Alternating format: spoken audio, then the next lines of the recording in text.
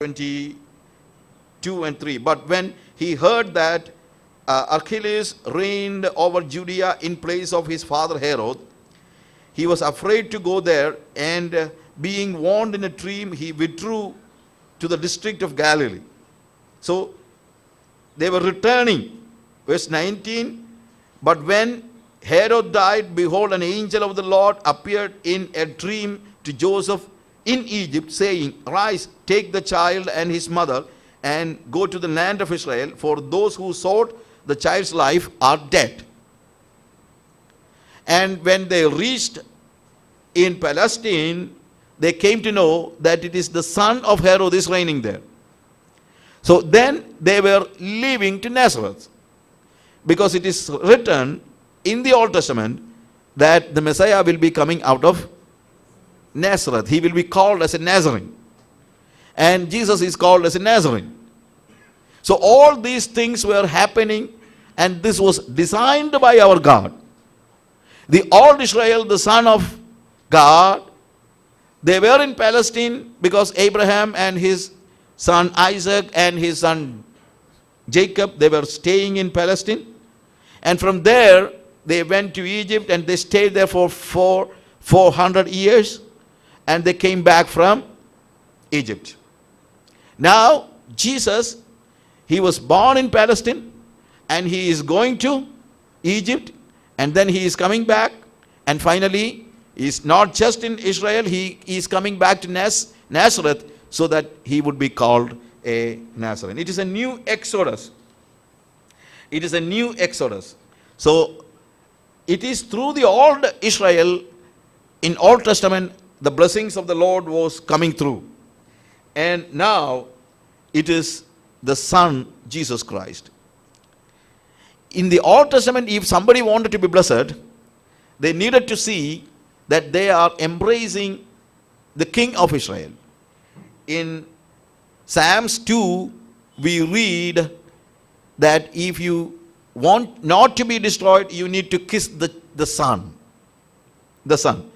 It is asked by God to kiss the Son. That Son is the King of Israel.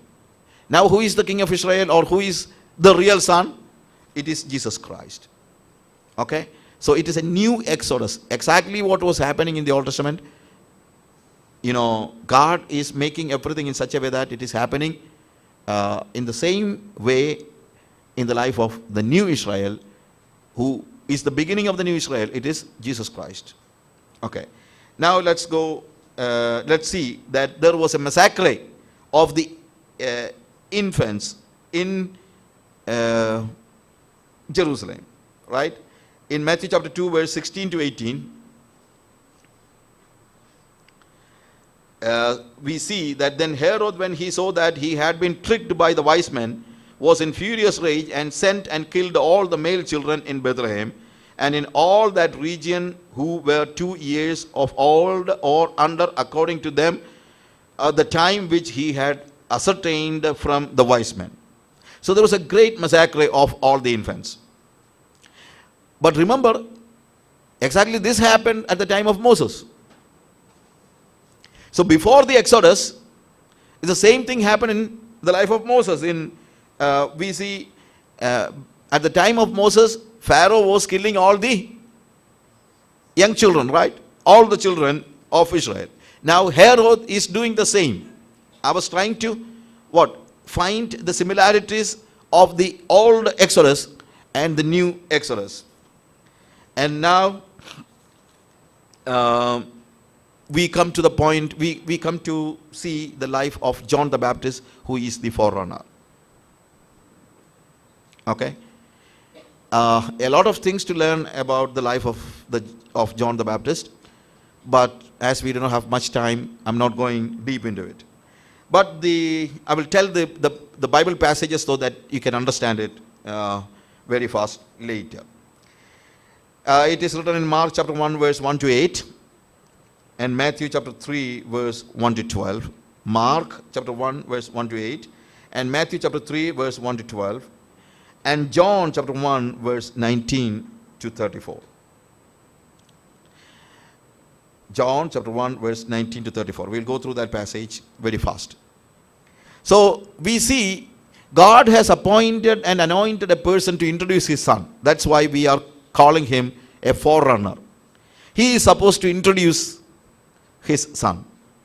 Of course, suppose my daughter is studying music, and if she is performing her art for the first time before the public, I will ask somebody to introduce her. So I will ask somebody who is good in music, who can introduce my child, right? So the best person available, I will try to ask that person, bring that person to introduce my child as a singer. But who was chosen by God to introduce his son?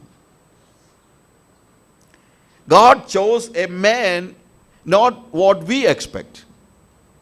He was choosing not the Caesar or the emperor of Rome to introduce his son to the world. Not even he was asking Herod, the king of the Jewish people, to introduce his son. Not even he was asking a high priest to introduce his son to the public. He was asking a person called John to introduce his son to the people. And John, he was not a celebrity. He was not a person of our expectation. He was not with a royal robe. He was a person with something like a small piece of robe, a mantle. It was he was not with an executive suit, or he was not with a royal robe. He was a simple person, a person who was living in the wilderness, and even he was not a person with of great knowledge and all. We do not know. God chose this person as a person to introduce as a forerunner to his son. So this is what I say. The way of God is much different than our ways. Many times, John may not be able to enter into a church with this trust, I think. He was a crowd puller, of course. People in Matthew chapter 3 verse 5, we see that people from Jerusalem and all Judea and all region round about Jerusalem, they were all coming to hear the voice or the message of John. And multitude went to him. And why? Why he came? I don't think it is because he was a person who could impress the higher community of the people. No, I don't think so.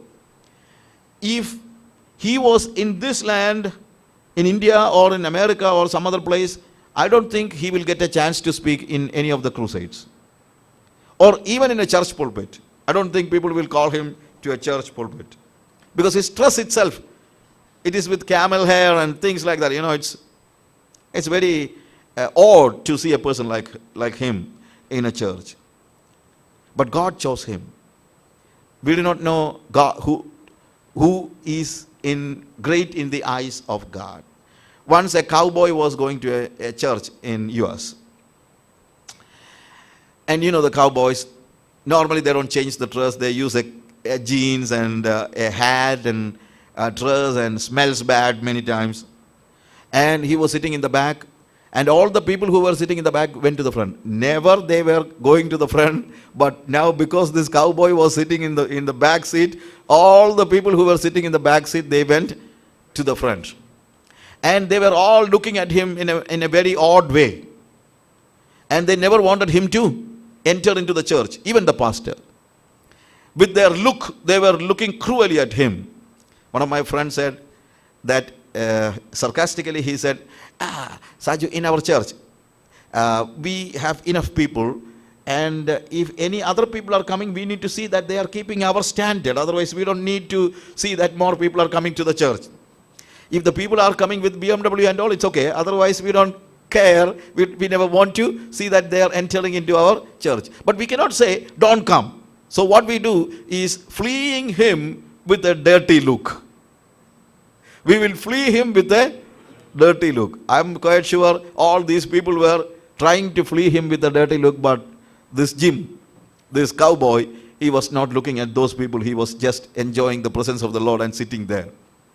And after the service, pastor came to Jim and said, Jim, I've seen that you're coming to the church.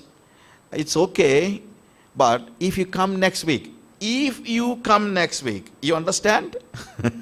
That means, we don't want you to come next week. If you come next week, before you come, just ask Jesus, Jesus, if I go to this church, what kind of dress I should wear? So Jim said, yes. All these people thought he would never come again. But the next week he was there with the same dress, using it for another week. And pastor was coming to him and asked him, Jim, last week I asked you to consult Jesus what kind of dress you should wear when you come to this church. Yes. Yes, pastor. Did you ask Jesus? Yes. Then what Jesus said? And Jesus said, and this Jim said, Jesus told me, son, I do not know about their dress code because I have never been there.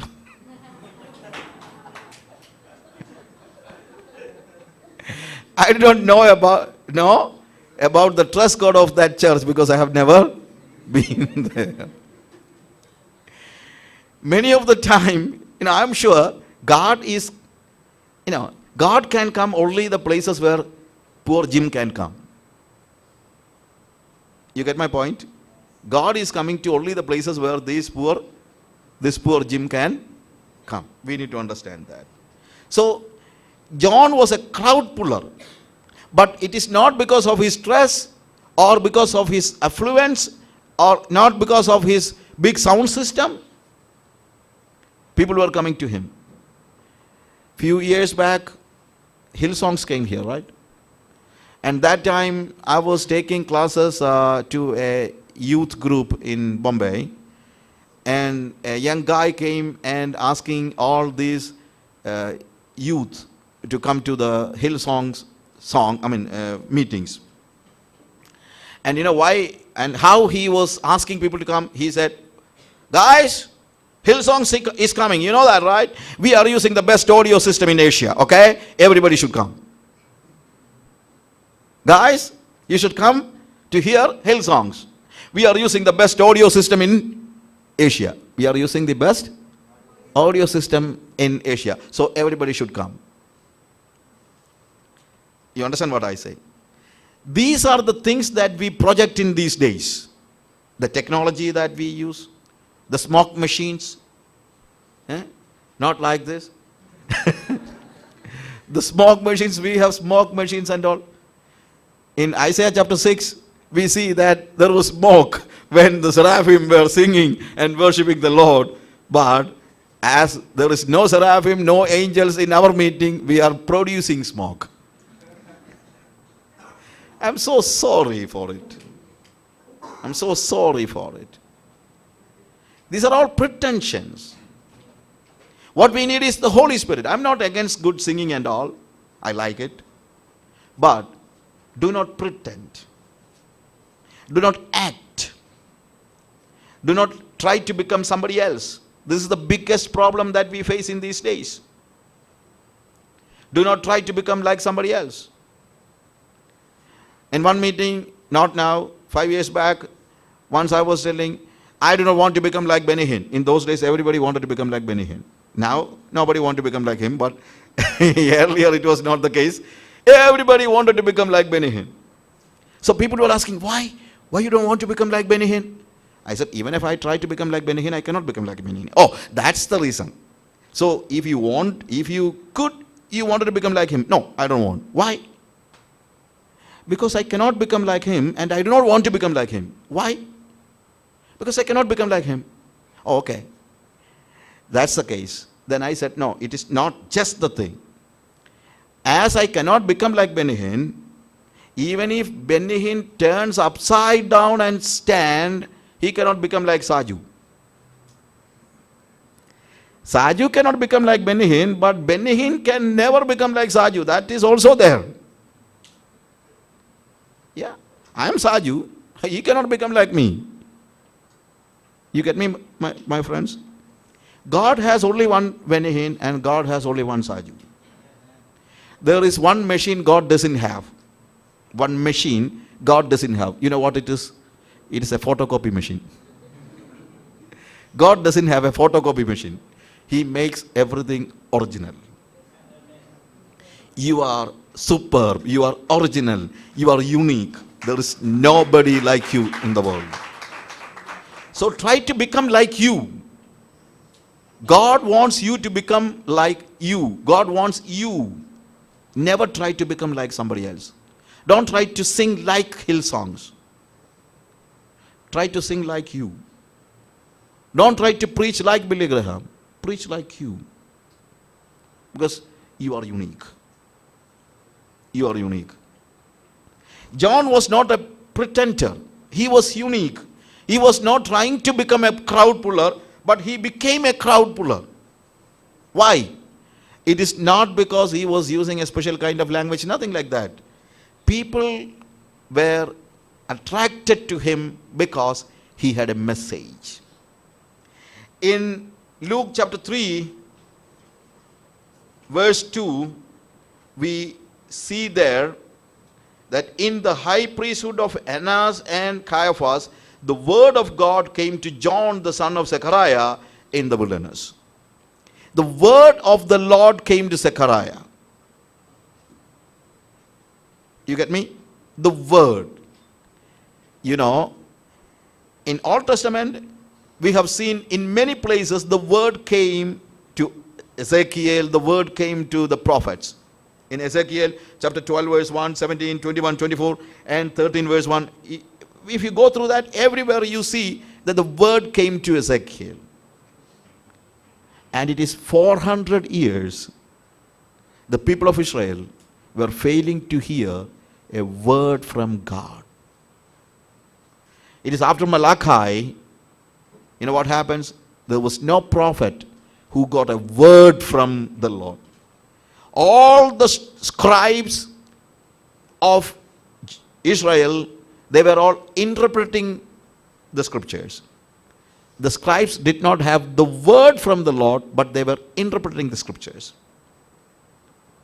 But now a man is coming with the word of the Lord. It is after 400 years. And that's the main reason why people were after him.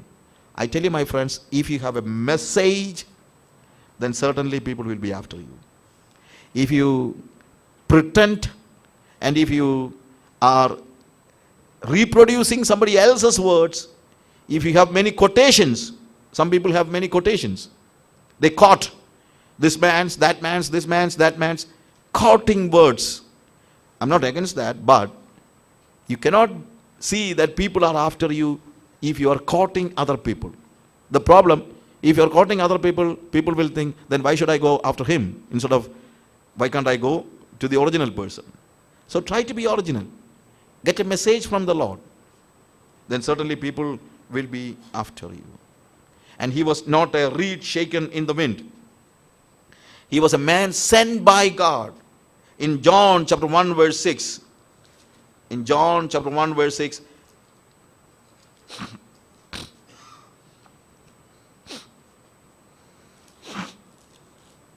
In John chapter 1 verse 6, there was a man sent from God whose name was John. Sent by God. We need to see that we are sent by God. We need to have that kind of anointing. Go to the people, only God sent you. God will send you. If you are going on your own, you cannot have people. Many times, you know what happens? I want to become a preacher. I want to become a missionary. It's good. It is, if you have a liking for that, it is good. But you cannot go as a missionary unless God sent you. You understand my point? You cannot become a preacher unless God anoint you as a preacher. Maybe you want to become a preacher. That is only the beginning. If you want to become a preacher, God will certainly make you a preacher. I have no doubt about it. But make sure that you have that anointing. Make sure that you have heard the word of God. Make sure that you have a word for the people. And again, we see that he was not a reed shaken in the wind. A man with self-realization. He knew what he was. When people were coming to him, even we see that the priests were sending people to him and asking him who he is. He was not saying anything extraordinary. They were asking, are you Christ? He was not saying, he was do you think that, yeah, I don't know exactly, maybe I am Christ. Did he say like that? No. He knew who he was. He said, I am not Christ. I am just a voice. I'm just a voice. He was happy to hide himself, the real person. The problem with us, many times we are not ready to become a voice for the Lord. We want to project ourselves. But what is needed is a hidden ministry, seeing that we are just a voice of God. I was with celebrant singers for some time when they came to India, and I like that the leader, it was in 1976, I think, 1976. And the leader of that group, once he said something like this, I'm just giving another version. Take the case of a banana. And banana has an outer skin, you know that. And what do? When you peel it off, the outer skin, do you eat it and you are throwing the banana? No. What do? You take the banana and throw the outer skin. He said, we are like the outer skin of a banana. He said about the coconut, but I'm telling about banana because it is more, anybody can understand it. The outer skin of a coconut, outer skin of a banana, it doesn't have anything to do, just to cover the original thing. We are like the outer skin of Jesus. When it is peeled off, people need to get Jesus. And let's have the mind that let people throw us away. Why we are worrying about having an identity or things of for ourselves? Why we want to become somebody? It is always needed to see that we are just a voice. A voice. Let's close our eyes. Hallelujah. Lord, many times we are projecting ourselves and showing that we are somebody. Many times we proclaim the world that we are making big sacrifice. But we know that the sacrifice you made on the cross, when we look at the cross, nothing we are doing for you is a sacrifice. Lord, many times we are not people of self-realization. We think we are this and that. But let's be like John. He was not trying to become like somebody else. We understand that we are unique. We never want to become like somebody else, oh God. We don't want to preach like somebody else. We don't want to sing like somebody else. Help us to see that we are becoming exactly what you want us to become. Also, Lord, help us to see that we are just standing as a voice, just as a voice. And we are giving you to others. Let's be like the outer skin of a banana, oh Lord. We just want to cover you. And when we go before people, we just want to be peeled off and thrown away so that people will get only Jesus. In Jesus' precious name we pray. Amen.